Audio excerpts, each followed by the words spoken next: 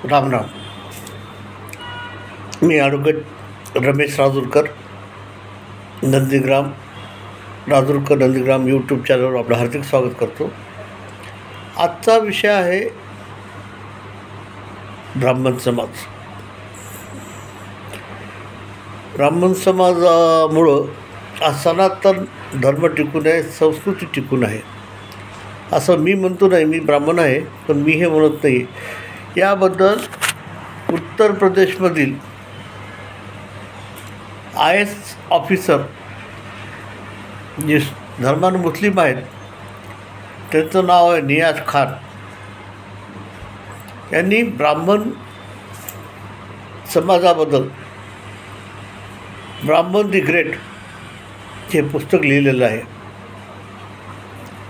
आणि त्यांनी सांगितलं की भारताची संस्कृती टिकून जी आहे ती ब्राह्मणांमुळे आहे. देशासाठी ब्राह्मणांनी आत्तापर्यंत केलेले कष्ट, मेहनत आणि देशसेवा म्हणून आज सनातन धर्म टिकून आहे. परधर्मीयांनी जेव्हा भारतावर आक्रमण केले त्यावेळेला मंदिरं लुटले, मंदिरं तोडले, ब्राह्मणांवर जिजिया कर लावला, ब्राह्मणांना पूजा करता येत नव्हती, ग्रंथ आणि बरीचशी ग्रंथसंपदा जाळून टाकली. पण ब्राह्मणांनी ती मुखोद्गत ठेवून कंटिन्यू ठेवलेली आजपर्यंत. इतकी सनातन धर्माची पुरातन काळातली जी काही सर्व धार्मिक ग्रंथ आहेत, पूजा पद्धती आहे, ह्या सगळ्या ब्राह्मण समाजाने आजपर्यंत टिकून ठेवलेल्या आहेत. म्हणून भारत देशामध्ये हिंदू सनातन धर्म, संस्कृती, पूजा पद्धती आजपर्यंत टिकून आहे. हा नियाज खान हा परधर्मी आहे, मुसलमान आहे, पण त्यांनी ब्राह्मणाबद्दल लिहिलेलं जे पुस्तक आहे ब्राह्मण दी ग्रेट हे जरूर वाचावं मागचं. त्यामध्ये त्यांनी पूर्ण आजपर्यंतच्या इतिहासाबद्दल आणि ब्राह्मण समाजाने केलेली जे सेवा जी आहे त्याबद्दल त्यांनी वक्तव्य केलेलं आहे, लिहिलेलं आहे. आणि त्यानंतर त्यांनी वॉर ऑफ द कलियुग हे पण एक पुस्तक लिहिलेलं आहे. हे दोन्ही पुस्तकं माझ्या वाचण्यात आलेले आहेत, फार सुंदर आहेत. ह्या नियाज खान नावाचे जे कलेक्टर आहेत त्यांनी लखनौमध्ये एक ब्राह्मण अधिवेशनामध्ये हे पुस्तक प्रसिद्ध केलं आहे आणि त्यांनी त्या ठिकाणी सुंदर भाषण केलेलं आहे.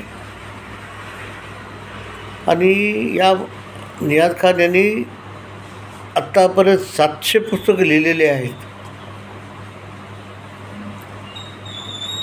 की हा परधर्मी असूनसुद्धा त्यांना भारतीय संस्कृती आणि त्यासाठी ब्राह्मण समाजाने दिलेली सेवा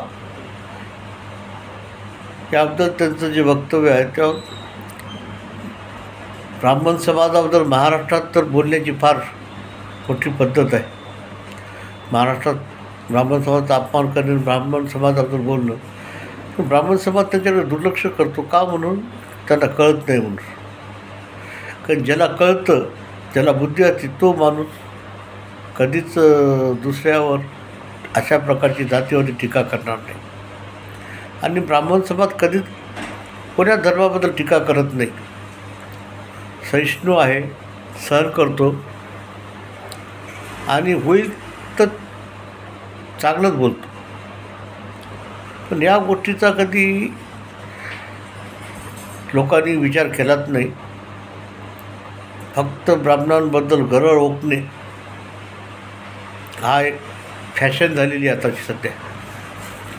पण ते जे बोलतात त्यांची बुद्धिक्षमता कुवत नाही आहे थोडी, म्हणून ब्राह्मण समाज त्यांच्या नादी लागत नाही. कारण त्यांची एक पायरी आहे, त्या पायरीवर उभं टाकून ते बोलतात. पण तेवढी बुद्धिक्षमता ब्राह्मणांनी त्यांच्या नादी लागावं इतकी नाही आहे त्यांची. म्हणून मी हा विषय मुद्दावर घेतला की या बाबतीमध्ये ब्राह्मण समाजाने हे दोन्ही पुस्तकं जरूर वाचावे आणि यातून ब्राह्मण समाजाच्या इतिहासाबद्दल, ब्राह्मण समाजाने केलेल्या सेवेबद्दल माहिती कळेल. मला तर खूप सुंदर वाटलं. मी त्यांचं भाषण जे ऐकलं होतं लखनौमध्ये झालेलं, आणि बहुतेक त्यास योगी उत्तर प्रदेशचे जे मुख्यमंत्री योगी हे सुद्धा उपस्थित होते असा आठवते मला. तर ते भाषण ऐकून मला 1 वर्षाच्या वरती काळ झाला आता. म्हणून हा मुद्दा म्हणून आजचा एपिसोड करण्याचं कारण असं की कालच फेसबुकवर आलं होतं आपलं फेसबुकवर की नियाज खान नावाचे जे IAS ऑफिसर आहेत त्यांनी हे 2 पुस्तकं पब्लिश केलेली आहेत.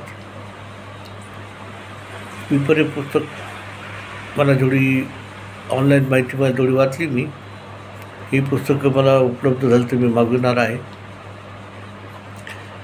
कारण की त्यांनी जे भाषणात सांगितलं होतं तेच त्यात लिहिलेलं असणार आहे ना. मी माझं मत आपल्या